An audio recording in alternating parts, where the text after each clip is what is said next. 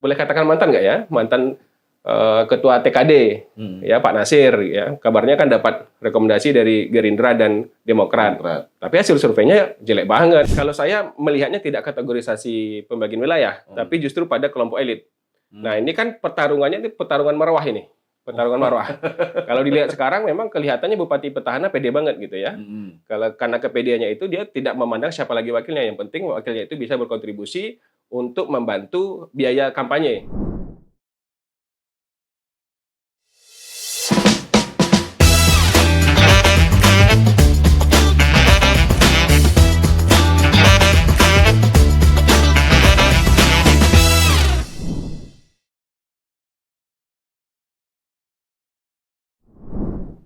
Ngobrol Pintar Progresif atau Ngopi Progresif edisi kali ini kita akan membahas tentang isu pilkada. Nah, ini adalah isu yang sekarang menjadi perhatian semua orang di Riau lah ya, karena kita akan menghadapi satu event yang luar biasa nih. Ini pertama kalinya Riau itu menyelenggarakan pilkada serentak. Jadi dari mulai gubernur sampai kabupaten kota semua mengadakan pemilihan yang sama. Dan tentu masing-masing daerah sedang beradu argumentasi atau sedang mendiskusikan siapa kira-kira calon pemimpin terbaik yang bakal mereka pilih.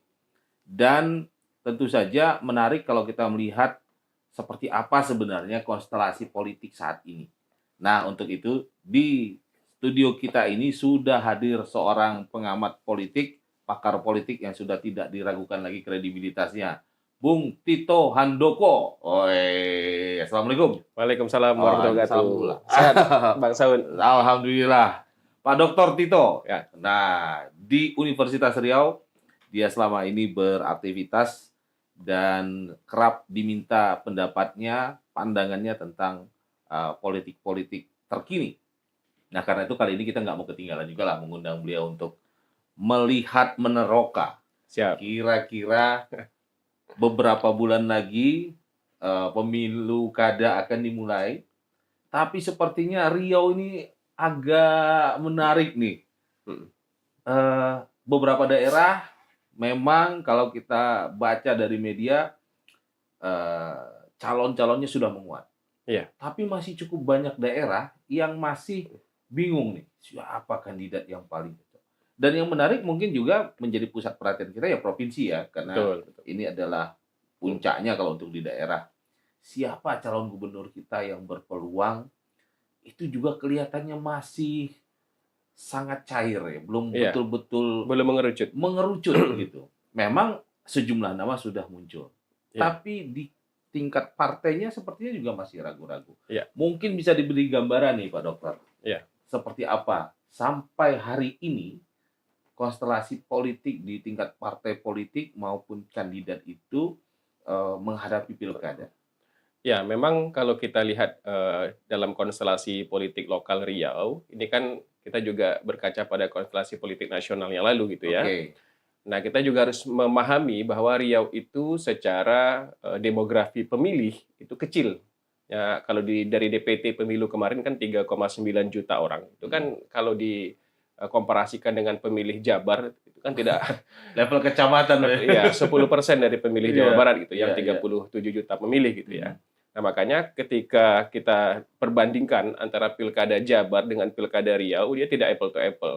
Tapi pusat perhatiannya justru pada aspek yang lain. Riau itu sebagai salah satu sumber perputaran uang yang sangat besar untuk kepentingan politik dan pilkada ini terutama ya. Karena itu memang konstelasinya akan terus bergeser, dinamis gitu ya. Belum ada yang pasti. Bahkan kandidat-kandidat yang bermunculan pun sekedar untuk memperkenalkan diri saja kepada masyarakat seperti itu.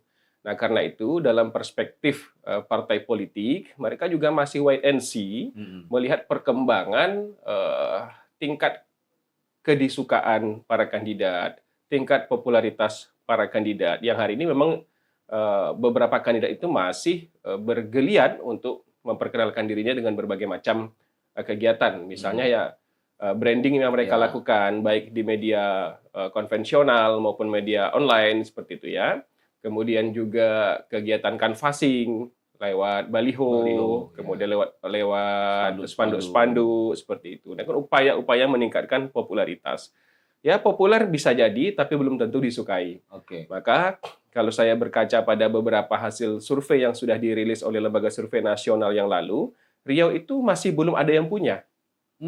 Belum ada yang bisa mengklaim bahwa ketika dia maju dia bakal menang, Ya. mendapatkan suara yang banyak seperti itu, yang Oke. mendapatkan suara mayoritas. Ya, karena itu dia masih dinamis, semuanya masih punya peluang yang sama untuk mendapatkan basis suara di masing-masing daerah tadi itu.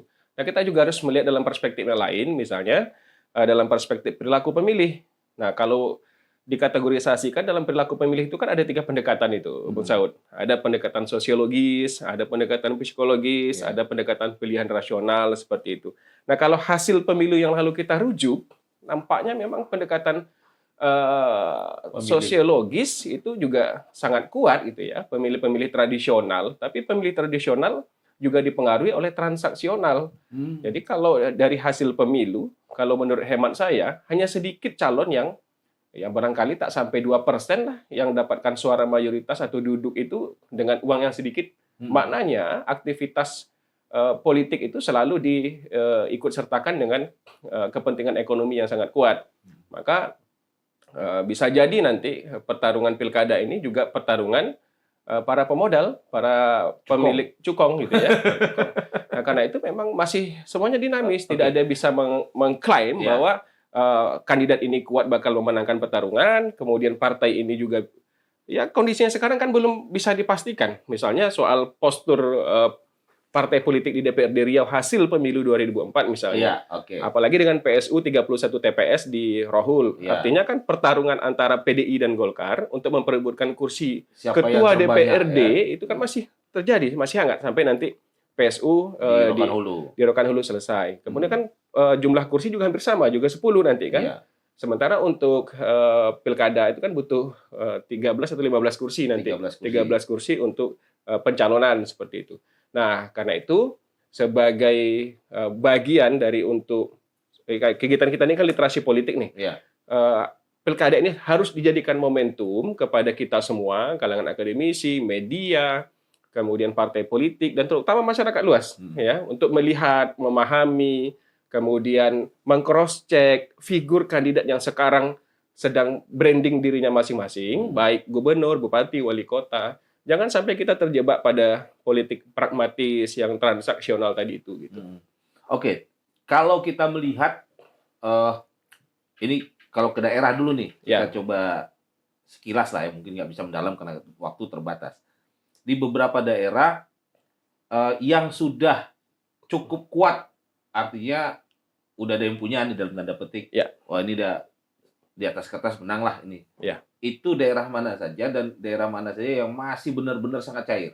Oke, kalau dari pengamatan kita kemarin dengan melihat beberapa hasil survei teman-teman di lembaga survei nasional, itu kayaknya 3 kabupaten 1 kota ya, itu sudah ada yang punya. Pelalawan itu sudah ada yang punya, Siak sudah ada yang punya, Bengkalis sudah ada yang punya, dan Kota Dumai sudah ada yang punya. Maknanya pertarungan di situ ya kalau ada yang baru maju ya saya anggap itu sebagai sia-sia saja. Karena agak sulit mengalahkan petahana sekarang itu. Di 4 ini petahananya maju kembali. Petahana maju kembali. Ya, kecuali misalnya di Pelalawan bupatinya didorong maju gubernur, itu lain cerita. Maka petarung baru akan muncul. Tapi kalau dilihat gesturnya kayaknya masih tetap maju di Pelalawan. Seperti Pak Zukri gitu ya. Sementara daerah lain juga masih tetap seperti di Siak, Pak Alfedri Husni masih maju sebagai pasangan calon, Bengkalis masih sama, masih akrab ya. Ya, betul. Itu berat biasanya. Berat. Ya, dengan kondisi yang ada dukungan publik kepada mereka semua juga sangat kuat gitu. Oke. Daerah lain berarti masih belum. Yang daerah lain kira-kira masih agak sudah mulai agak mengerucut. Kalau menurut hemat kami, pemantauan dari beberapa analisis yang kita lakukan, baik capturean dari media, kita kan pakai social network analysis itu dari cakupan media itu di Rohul misalnya, itu memang beberapa nama sudah mulai mengerucut. Tetapi dari hasil survei dan capturean media kita itu trennya memang di tingkat akar rumput pemilih itu, kalau boleh sebut nama, Iya. itu nampaknya Pak Kelmi cukup populer Oke, dan agak leading sedikit lah ya. kedisukaannya agak leading sedikit dibanding yang lain Oke. gitu ya. Kampar? Sementara di Kampar itu kalau dilihat juga dari capturean media itu Pak Yusri mantan Sekda itu ya, itu kayaknya lebih leading dibanding yang lain. Nah, tergantung nanti bagaimana memformulasikan dukungan partai politik serta pembentukan jaringan di semua daerah, semua kecamatan yang ada di Kampar. Sementara Kwansing itu masih sangat dinamis, masih sangat dinamis, juga masih sangat kritis itu. Kenapa? Karena hari ini yang Kwansing itu nampaknya bakal mengerucut pada 2 paslon saja.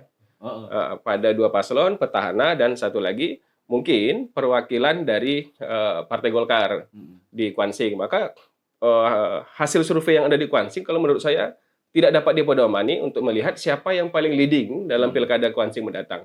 Maknanya kedua pasangan calon itu kalau betul jadi berpasangan masing-masing tadi itu, mereka akan memperebutkan basis suara yang agak unik kalau Kwansing itu. Ada 3 wilayah gitu ya. Pembagian hulu, hilir, serta ekstran. Nah itu kalau di Kwansing. Sementara di Inhu, ini juga agak lain memang karena di beberapa kelompok masyarakat itu penolakan atau resistensi kepada Bupati Petahana juga sangat kuat. Tetapi di pihak lain, Bupati Petahana mulai meluncurkan kegiatan-kegiatan kemasyarakatan dengan sangat masif menjelang pendaftaran calon kepala daerah. Itu bisa diprediksi, bisa merubah juga Bisa ya? merubah, tapi ya kita harus melihat juga potensi lawannya. Kalau lawannya juga punya kemampuan jaringan yang bagus, kemudian kemampuan ekonominya bagus, secara finansial bisa memobilisasi partai dan jaringan serta mobilisasi dukungan lainnya, bisa-bisa tumbang petahananya gitu ya. Apalagi dengan ya barangkali sudah antitesa dari pengalaman kepemimpinan di Inhu sebelumnya. Sementara di Inhil ini masih blank. Semuanya masih punya peluang. Masih punya peluang ya. Ada tidak ada yang, karena petahananya sudah tidak ada. Tidak ada. Kemudian yang muncul juga relatif punya kekuatan yang sama. Betul, masih imbang kalau untuk di Inhil itu dalam perspektif saya. Cuman di Inhil kan ada 3 wilayah pembagian, ada utara, ada tengah, ada selatan. Nah, kalau utaranya misalnya berpasangan dengan tengah, sementara selatan itu nanti dia tidak punya kandidat lain, dia di selatan itu justru populasi pemilihnya paling banyak gitu ya, dan mereka kompak. Kalau seandainya kompak di selatan, dia dapat pasangan yang di tengah, bisa-bisa selatan dan tengah ini bisa menguasai peta geografis politik yang ada di Inhil nanti, seperti itu misalnya. Jadi itu berdasarkan wilayah lah kalau yang menentukan kemenangan di Inhil ya. Karena terpola di 3 wilayah 3 utama. wilayah, betul. Rohil satu lagi. Nah, kalau Rohil juga tidak, kalau saya melihatnya tidak kategorisasi pembagian wilayah, tapi justru pada kelompok elit. Nah, ini kan pertarungannya itu pertarungan marwah ini. Pertarungan marwah. Kalau dilihat sekarang memang kelihatannya Bupati Petahana pede banget gitu ya. Karena kepedeannya itu dia tidak memandang siapa lagi wakilnya, yang penting wakilnya itu bisa berkontribusi untuk membantu biaya kampanye. Tapi kita perlu lihat ada beberapa kelompok masyarakat yang mendorong tokoh masyarakat yang memang namanya juga cukup besar. Kemudian punya cukup modal juga untuk melawan petahana. Nah, kalau seandainya yang didorong ini tadi mau gitu ya dan betul-betul serius, saya pikir Bupati akan sangat was-was dengan majunya tokoh tadi itu gitu ya. Kalau kita boleh sebut nama ya Pak Bistamam lah. Kalau saya dengar-dengar di media lah ya. Ya kalau saya dengar-dengar ya potensi pasangannya dengan Pak Joni Charles gitu ya, dan itu memang kalau kedua tokoh itu maju, Bupati Petahana keteteran itu. Lawan berat juga. Lawan berat. Ya, karena representasi kelompok tadi, apalagi dengan Pak Joni itu kan cukup lincah orangnya. Bisa merangkul berbagai macam kelompok pemuda gitu ya. Kalau Pak Haji Bistamam kita paham dengan tokohannya itu, banyak orang yang akan mendekat kepada beliau seperti itu. Nah, Pekanbaru. Nah, ini juga kayaknya kalau saya juga tanya-tanya ke masyarakat itu masih juga sangat kalau boleh dibilang cuma satu yang sudah menyatakan siap lahir batin gitu ya, Agung Nugroho. Betul. Yang lain-lain itu masih wait and see. juga. Memang ya kalau sekarang misalnya Pak Agung sudah siap lahir dan batin, partai sudah ada dukungan, ya Pak Agung punya potensi. Kalau tidak ada calon lain yang cukup kuat, dari hasil survei kan Pekanbaru itu rata aja Tidak ada yang menonjol. Tidak ada yang menonjol, termasuk Pak Agung. Selisihnya ya tidak sampai 3-4%. Ya rata-rata di 3-4%, bahkan paling tinggi gapnya hanya 5%. Maknanya kalau selisih hasil surveinya tidak terlalu jauh banget itu, ini kan Pekanbaru juga belum bisa dipastikan miliknya Pak Agung. Nah, bisa-bisa milik yang lain, kandidat lain yang barangkali misalnya Pak Uun maju, kemudian kita nggak tahu Pak Ayat nih, wait and see juga kan. Jangan-jangan Pak Ayat didorong oleh PKS, itu potensial banget gitu ya.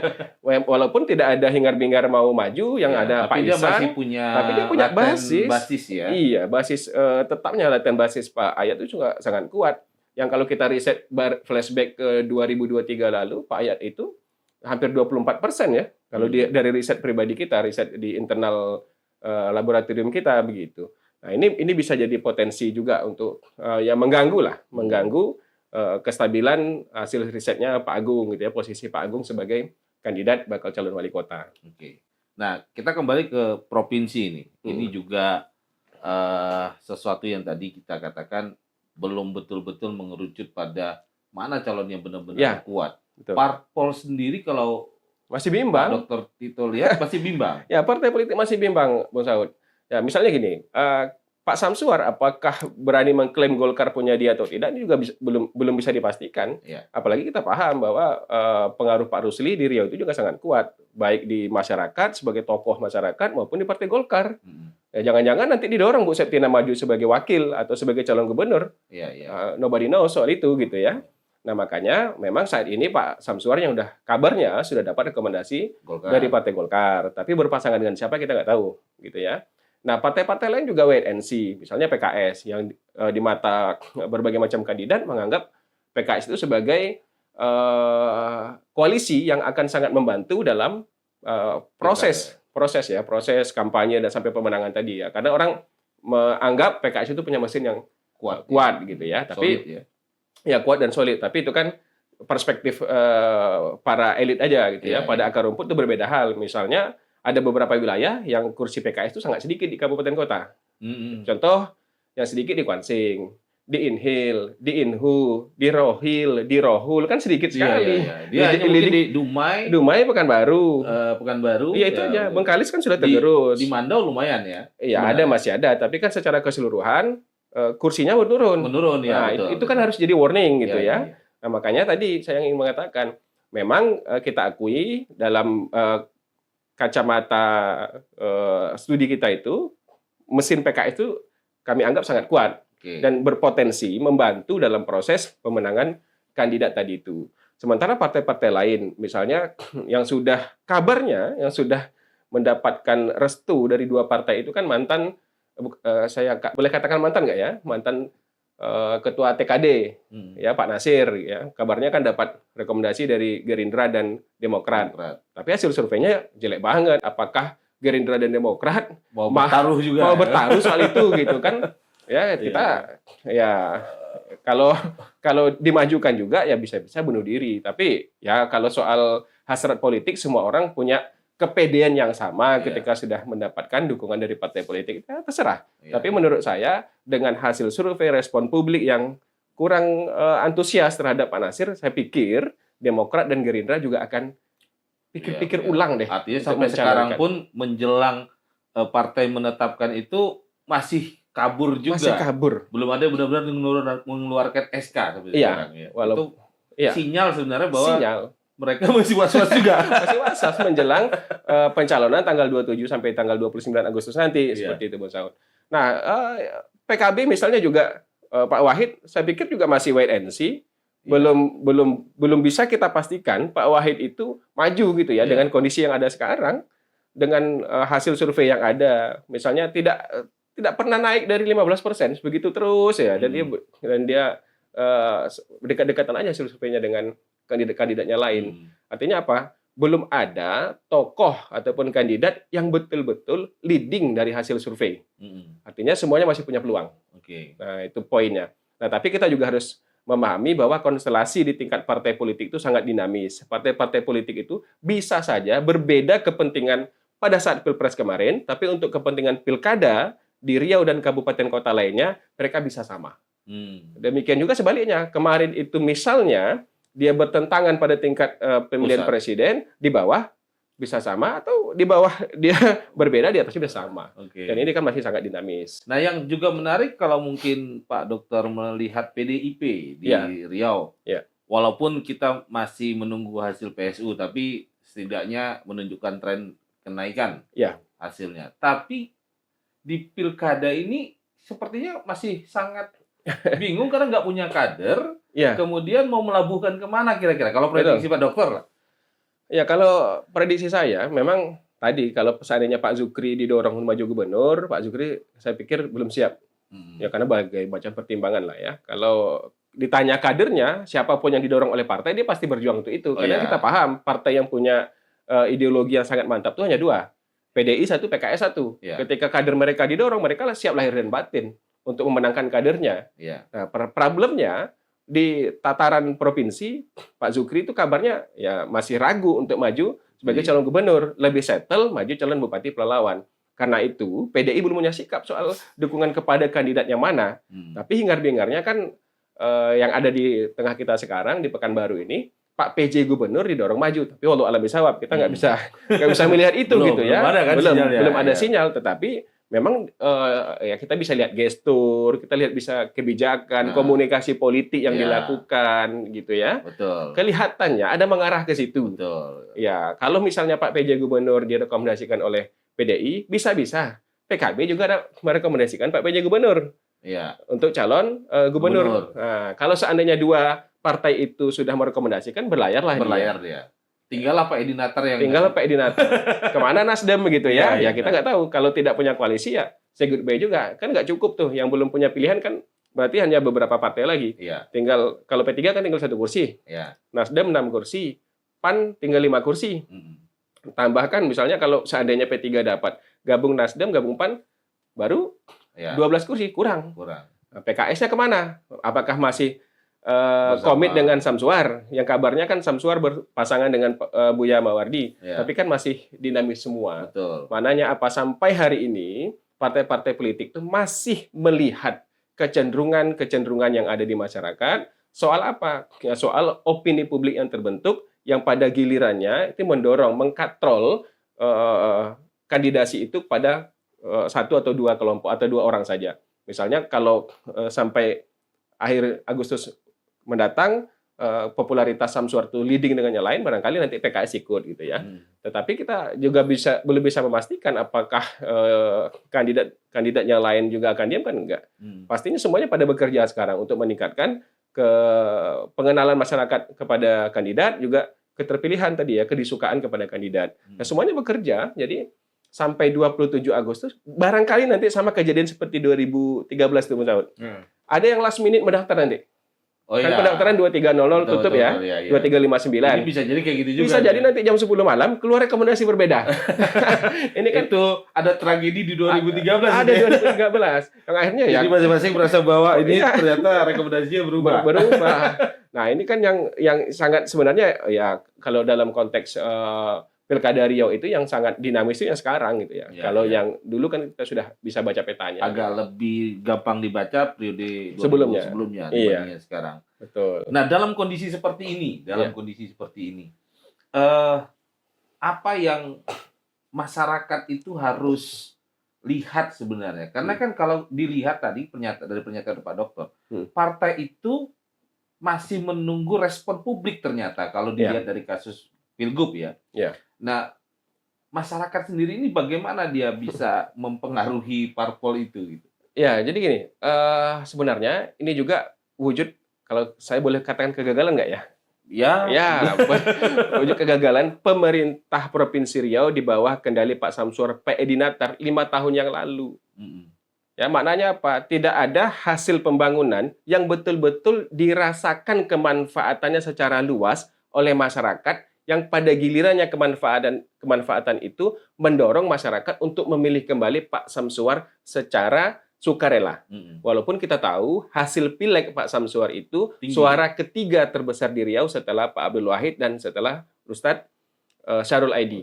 Tapi apakah bisa hasil pemilu itu dijadikan pedoman pilkada? Saya pikir nggak bisa.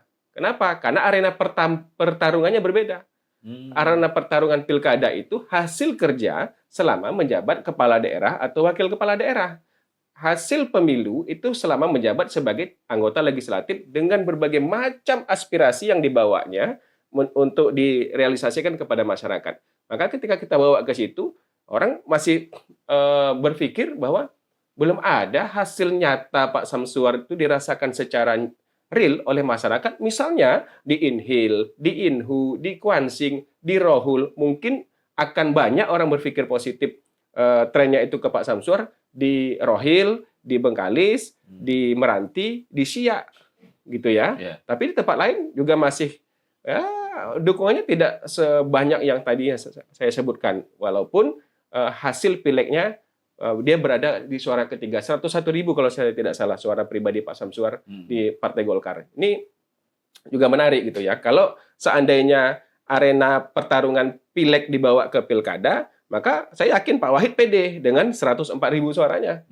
Nah, Buya Sarul Aidi juga pede dengan 103, tapi kita nggak melihat gelagat Pak Ustadz Sarul untuk maju sebagai calon kepala daerah. Dia lebih settle sebagai anggota DPR RI. Nah, dengan kondisi seperti sekarang yang masih sangat cair, kita sepertinya masyarakat juga agak kesulitan ya, untuk melihat mana yang sampai sekarang benar-benar bisa dijadikan referensi untuk dipilih. Karena otomatis mereka ini belum ada yang benar-benar memberikan tawaran program atau sesuatu yang ingin dia sampaikan ke publik. Itu relate dengan hasil riset kita pada 2002 dan 2023 serta 2024 bulan Maretnya lalu tuh Bung Saud. Ya, masyarakat itu pada akhirnya dengan ketidakadanya program yang betul-betul dirasakan manfaatnya secara luas, dia berpikir pragmatis soal itu. Kontestasi politik mereka anggap sebagai pesta. Ketika mereka anggap sebagai pesta, maka disitulah keluar semua biaya pesta yang sangat mahal itu. Jadi bisa diprediksi 2024 ini bakal banyak uang keluar nih. Yes, exactly. Untuk kos politik. Untuk kos politik. Bisa-bisa lebih besar daripada kos politik 2018 pilkada yang lalu maupun pemilu kemarin 2024 bagi kandidat-kandidat yang maju sebagai calon kepala daerah. Karena setakat informasi dari hasil riset kita itu, tadi yang selain 4 kabupaten yang sudah settle petahananya, daerah lain itu masih wait and see, dan masyarakatnya kecenderungannya adalah kecenderungan transaksional. Nah, kecuali misalnya kandidat itu bisa mengemas isu. Soal apa? Soal kinerja petahana yang sekarang dianggap rendah. Contoh Rokan Hilir, Kuansing, kan yang itu ya, yang sedang bergejolak kan. Kemudian Meranti, yang ada petahana, selebihnya nggak ada. Nah, karena itu memang ketika kemasan isunya bisa dianggap mendowngrade petahana, ya maka kos politiknya menjadi rendah. Kalau seandainya isunya biasa-biasa saja, kos politiknya menjadi tinggi, apalagi misalnya secara popularitas dan elektabilitasnya biasa-biasa saja semua kandidatnya, maka kos politiknya menjadi tinggi. Nah, kalau seandainya popularitas dan elektabilitasnya itu tinggi, maka kos politiknya jadi rendah. Dan orang berpikir 2 kali untuk melawannya gitu. Iya. Gitu dibantu. Jadi kalau sekarang karena dianggap berimbang, semua ya akan mengeluarkan segala upayanya untuk menang. Betul. Dan itu kos politik tinggi. Kos politik tinggi. Nah, ini kan kalau kita bicara kos politik, money politik, nanti ujung-ujungnya kan bicara tentang bagaimana mengembalikan kos politik. Kemudian kembali kepada persoalan korupsi. Kita sudah punya banyak catatan negatif lah tentang kepala daerah yang masuk. Nah, ini bagaimana pandangan Pak Dokter? Semuanya dikembalikan ke masyarakat, Mas Saud.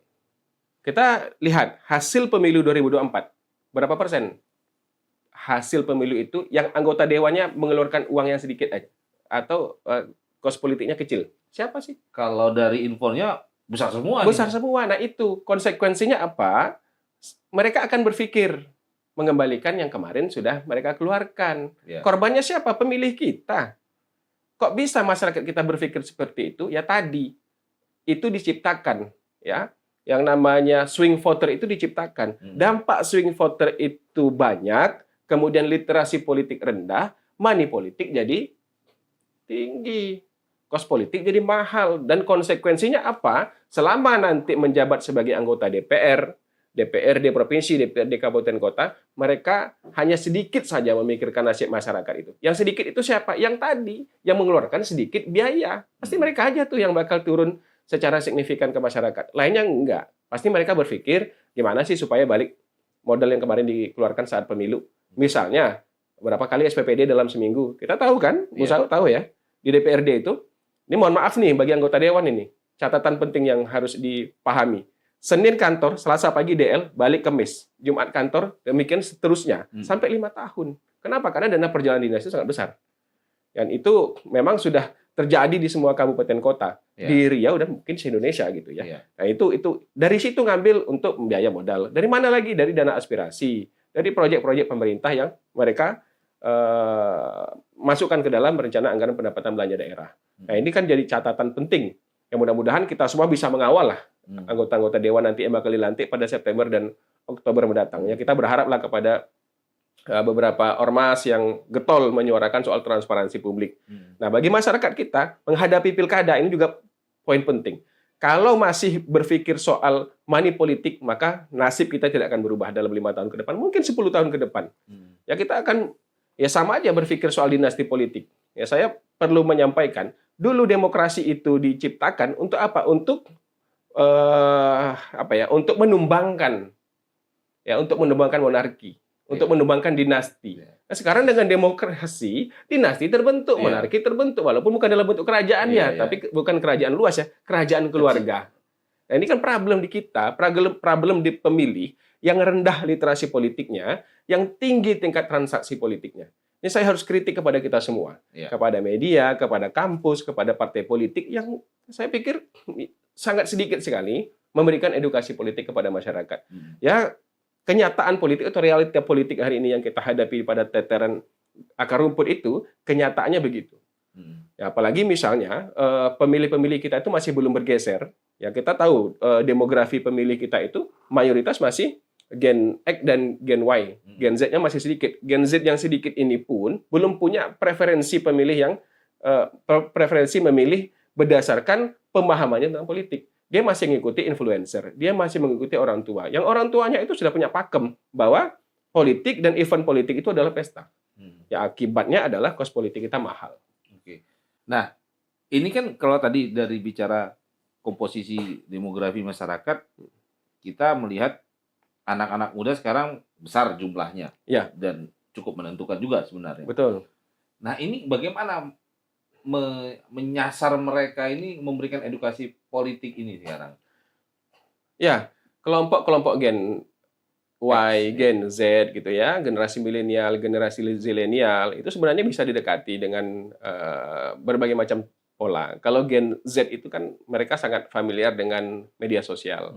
Ya, dengan TikTok, dengan Instagram, dengan media lainnya X gitu ya, dengan Facebook barangkali begitu.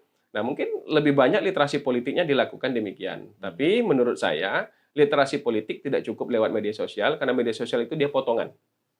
Tidak utuh tidak dia utuh. Menyerap ya. Maka tugas partai politik, tugas media, tugas kampus memberikan edukasi kepada generasi muda agar terbangun literasi politiknya dengan baik. Supaya, yang tadi saya sampaikan, tingkat money politik itu menjadi lebih rendah. Ini saya agak sedih jika ditanyakan soal money politik itu. Saya tanya kepada mahasiswa saya ketika mengajar di kelas, pengalaman pemilu kemarin, apakah Anda dapatkan amplop, dapat gimana perasaannya? Senang, Pak. Saya marah dengan kata senang itu, Bung Saud.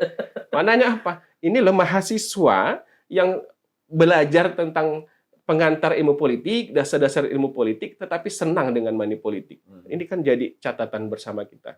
Artinya apa? Partai politik saya anggap gagal dalam mengedukasi politik masyarakat. Media juga gagal dalam mentransformasi informasi berkenaan dengan apa? Preferensi politik yang benar. Kampus juga tidak terlibat secara utuh dalam memberikan literasi politik kepada masyarakat secara luas. Ya, karena di kampus ya kita paham keterbatasan dalam hal waktu dan pembiayaan. Tapi saya sebagai akademisi dari Fakultas Ilmu Sosial dan Politik punya tanggung jawab soal itu. Maka saya sampaikan dalam berbagai macam forum, baik di media, di televisi maupun di podcast seperti ini, literasi politik harus terus kita bangun. Dengan apa? Memahami apa yang perlu dipahami. Pertama, track record kandidat, track record partai politik pendukungnya, termasuk track record keluarganya. Oke. Nah, jangan-jangan nanti bagus kandidatnya, tidak bagus keluarganya. Mm. Anaknya, istrinya, pemain proyek, kan susah juga kita. Iya. Sementara negara ini sudah sangat baik, daerah ini sudah sangat baik memberikan full facilities kepada orang yang duduk tadi itu, tetapi tidak dimanfaatkan dengan baik. Maknanya kelompok-kelompok tertentu mengambil keuntungan dari kedudukannya tadi itu. Kan akhirnya apa? Sia-sia pilihan-pilihan kita tadi itu. Ya, akhirnya proyek-proyek pemerintah banyak yang mangkrak, banyak yang gagal. Kalaupun berhasil, ya kualitasnya jelek dan lain-lain. Itu kan yang menjadi catatan kita bersama, Bung Saud. Makanya hari ini saya mengajak kita semua agar membangun literasi politik yang betul kepada masyarakat. Lakukan edukasi politik oleh partai politik secara berkala. Ya, partai politik bekerja 5 tahun sekali. Kapan mereka bekerja? Ketika mau pemilu. Ketika mau pilkada, kantor banyak tutup ya. Kantor banyak tutup, mereka kembali lagi ke habitatnya. Partai politik itu nggak bekerja. Padahal kan mereka bisa kerja. Buat aktivitas-aktivitas, baik di kantornya, undang kelompok pemuda, bikin kegiatan-kegiatan literasi politik, bisa dalam bentuk pendidikan politik kepada kelompok pemilih pemula, bisa dalam bentuk kegiatan-kegiatan lainnya, misalnya pelatihan sebagai orator politik, pelatihan sebagai ya seperti ini, sebagai MC politik. Kan kita sekarang kesulitan nih kalau ada kegiatan kampanye siapa yang bisa jadi MC. Terbatas, Bung Saud. Coba tunjuk ke saya. Gitu ya. Yang jadi orator terbatas. Nah, ini maksud saya yang bisa dilakukan literasi politiknya. Yang itu mengembalikan marwah partai politik di negara demokrasi. Atau jangan-jangan memang menjaga kebodohan itu adalah salah satu upaya untuk melanggengkan kekuasaan yang dikuasai orang-orang korup. Bisa jadi seperti itu, ya. Kalau saya tidak ingin mengatakan yang demikian, tapi yang ingin saya katakan menjaga swing voter yang banyak tadi itu sebagai salah satu upaya menjaga status quo pemerintahan, partai politik dan kelompoknya. Nah, swing voter tadi itulah orang yang tidak punya literasi politik yang baik. Betul. Yang kita katakan bodoh, nggak enak juga kan? Nah, saya tidak sengaja kelompok-kelompok elit itu membodohi gitu. Bodoh itu kan bukan berarti itu bodoh, tapi ada orang pintar, tapi bisa juga dibodohin. Gitu. Betul. Dengan kamuflase gitu loh maksudnya. Nah, bagaimana Pak Dokter melihat keberadaan penyelenggara pemilu dalam konteks pilkada ini? Apa yang mungkin evaluasi lah ya dari pilkada sebelumnya, bagaimana KPU, Bawaslu? Ya, kalau saya melihat memang perlu bantuan kita itu, KPU, Bawaslu, bantuan dari kelompok masyarakat, media, kampus, untuk apa? Untuk membantu penyelenggaraan pemilu dan pilkada itu berjalan dengan baik. Bawaslu nggak sanggup mengawasi kalau dengan sumber daya yang ada. Kenapa? Karena daya jangkaunya sangat luas. Yang mau diawasi sangat banyak, nggak sanggup. Gitu ya. Kalaupun sanggup nanti dibatasi oleh wewenang. Dibatasi oleh aturan regulasi yang misalnya 1 kali 24 jam, 7 hari, 14 hari, itu kan Bawaslu sangat dibatasi oleh itu. Sementara bagi penyelenggara, misalnya pada tataran pembentukan ad hoc, bisa nggak betul-betul luber jurdil tadi itu? Pembentukan ad hoc maksudnya gini, pada tataran TPS, pembentukan KPPS, ada nggak pressure dari kekuasaan untuk meletakkan orang-orang yang menjadi petugas ad hoc tadi itu, petugas ad hoc pemilu, pada tataran PPS, PPK, dan segala macam. Kalau pada tataran komisioner kabupaten kota, oke lah. Kalau pada tataran ad hoc kan bisa jadi itu titipan camat, titipan kepala desa, titipan dari atas, titipan semua. Nah, ini kan problem yang hari ini kita hadapi bersama sebagai akademisi politik, saya pikir, dan sebagai kalangan masyarakat kampus, Bung Saud juga paham soal itu gitu ya. Nah, karena itu memang untuk menyelenggarakan pemilu, mengawasi pemilu, kita harus bersama-sama dengan KPU dan Bawaslu. Kita saling bantu, saling memberikan informasi. Berkenaan apa? Berkenaan dengan aktivitas pemilu itu supaya berjalan sesuai track-nya. Ya kan? KPU dan Bawaslu itu sudah punya track. Supaya berjalan sesuai track-nya itu, kita awasi bersama. Masyarakat awasi bersama. Berikan masukan-masukan yang positif, berikan kritik kepada KPU Bawaslu agar bekerja sesuai track-nya itu. Ya, kalau mereka melenceng dari track, kita jentik supaya tetap kembali ke track. Karena kalaupun mereka bermain mata dengan kekuasaan, itu bisa kita ingatkan bahwa Anda tugasnya ini. Jangan bermain mata dengan kekuasaan begitu. Tapi kalau melihat apa yang terjadi sekarang, mungkin kekuasaan tidak lagi mutlak bisa digunakan ya, karena Betul. sistem PJ segala macam itu Betul. cukup bagus sih sebenarnya untuk Iya. agak mereduksi kekuatan-kekuatan yang Iya. bisa secara langsung digunakan untuk Iya. itu ya. Betul. Ya, menarik obrolan kita dengan Pak Dokter ini. Mungkin tidak terlalu dalam bisa kita kupas, tapi setidaknya kita bisa melihat gambaran bahwa pilkada ini menjadi ajang kita semua, terutama masyarakat, karena inilah saatnya rakyat punya kekuasaan terbesar. Setelah itu habis lagi. Habis lagi. Momentum masyarakat untuk menentukan nasibnya sendiri. Ya. Itulah pemilu dan pilkada. Ya.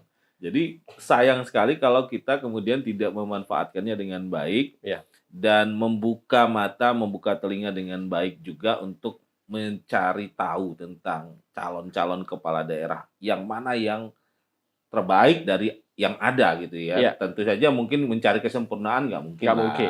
Betul. Artinya pasti ada yang namanya manusia Indonesia hidup dengan sistem Indonesia, ya itu pasti juga gaya Indonesia juga. Gitu. Tapi di antara mereka pasti ada yang punya nilai lebih baik dan itu yang mesti dicari kemudian meminimalkan pragmatisme. Gitu ya. Mungkin terakhir apa pesan Pak Dokter nih untuk masyarakat dan kelompok terdidik lah gitu.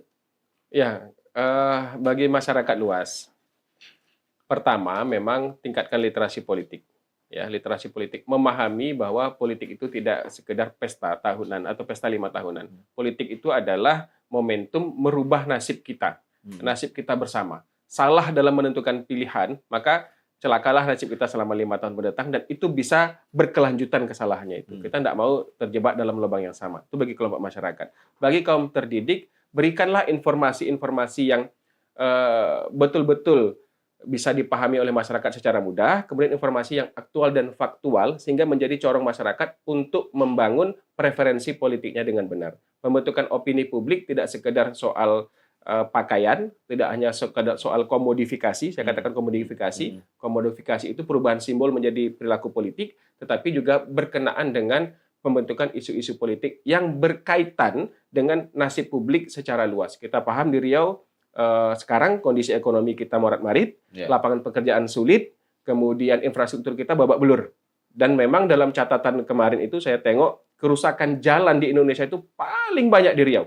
1.000 km lebih. Itu jadi catatan kita bersama untuk merubahnya itu. Dan saya berpesan kepada kita semua, kepada masyarakat, carilah calon pemimpin yang punya track record yang bagus, yang punya komitmen politik untuk membangun yang betul-betul bisa kita kawal bersama. Jangan hanya berpedoman kepada komodifikasi tadi, pada parasnya yang kerakyatan gitu ya, pada pakaiannya yang sederhana, itu kamuflase saja. Lebih baik dia tampil apa adanya, tapi punya komitmen membangun daerah kita itu dengan baik. Misalnya saya tidak mempermasalahkan bupati, gubernur kita itu naik Land Cruiser baru, nggak ada masalah. Sepanjang jalan yang dilalui masyarakat itu mulus, ekonomi berjalan dengan baik, distribusi produk-produk pertanian dan perkebunan kita berjalan dengan baik, yang itu menjadi stimulus ekonomi, meningkatkan kesejahteraan masyarakat. Programnya dirasakan sampai pada masyarakat di level bawah. Jangan dia cerita soal soal kesederhanaan kerakyatan tadi itu, tapi tidak dirasakan manfaat kebijakannya itu oleh masyarakat secara luas. Ini banyak contoh yang sekarang kita alami bersama, Bung Saud. Nah, itu yang ingin saya sampaikan kepada masyarakat secara luas lewat forum ini, mudah-mudahan bermanfaat dan bisa diterima. Baik. Terima kasih, Pak Dokter. Informasi yang menarik tentang konstelasi politik Riau saat ini. Ya, soal siapa yang bakal benar-benar mencalon nanti, ya itu wilayahnya partai politik lah. Betul. Karena kita nggak bisa juga mengintervensi mereka. Tapi harapan kita kepada partai politik, please deh, gitu ya. Bahasanya itu, please deh, pilihkan kami calon-calon yang benar-benar punya kualitas yang baik lah di antara yang ada. Bukan sekedar popularitas atau bukan sekedar mampu membayar uang beli perahu partai gitu ya. Sehingga kami bisa punya calon-calon yang lebih baik dan memilihnya juga dengan hati yang penuh dengan kebahagiaan juga gitu. Nggak terpaksa. Nggak ada orang lain yang dipilih. Betul. Baik, pemirsa, demikian obrolan kita hari ini di Ngopi Progresif bersama Pak Dr. Tito Handoko yang luar biasa. Ya. Mudah-mudahan lain waktu bisa ngobrol-ngobrol lagi, Pak Dokter. Nah, Salam kopi. ngopi, ngobrol harus pintar untuk kemajuan negeri. Sampai jumpa lagi.